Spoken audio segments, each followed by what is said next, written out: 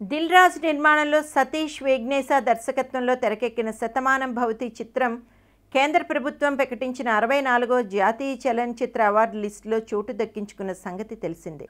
ఉత్తమ ప్రజాదరణ పొందిన చిత్రంగా ఈ మూవీకి జాతీయ అవార్డు వచ్చింది.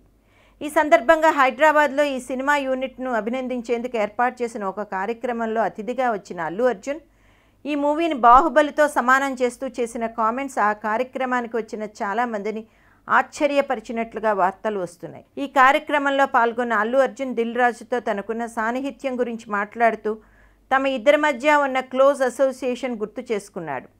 తామిద్దరం ఒకేసారి తమ కెరియర్ మొదలుపెట్టిన విషయాన్ని గుర్తు చేసుకుంటూ దిల్ సినిమా తన గంగోత్రి సినిమా ఒకేసారి రిలీజ్ అయిన విషయాన్ని మరోసారి గుర్తుకు చేసుకున్నాడు. తమ ఇద్దరి రెండో చిత్రం ఆర్య నుండి తమ ప్రయాణం మొదలుపెట్టి ఈనాటికి దిల్ రాజు తీసిన 25వ సినిమా చేస్తున్నానంటూ దిల్ రాజుతో తనకు ఉన్న సాన్నిహిత్యాన్ని గుర్తు చేసుకున్నాడు. ఇదే సందర్భంలో మరింత మాట్లాడుతూ బన్నీ తెలుగులో 3 సినిమాలకు ఇలాంటి అవార్డ్స్ వచ్చాయి అంటూ శంకరాభరణం, గీతాంజలి, ఇప్పుడు 3వ మూవీ శతమానం భవతి అంటూ మన తెలుగు సినిమాకు రేర్గా వచ్చే అవకాశం ఇది అని కామెంట్ చేశాడు. ఇంతవరకు బాగానే ఉన్నా ఇక్కడ అనుకోకుండా అల్లు అర్జున్ చేసిన వింత వ్యాఖ్యలు అందరినీ ఆశ్చర్యపరిచాయి.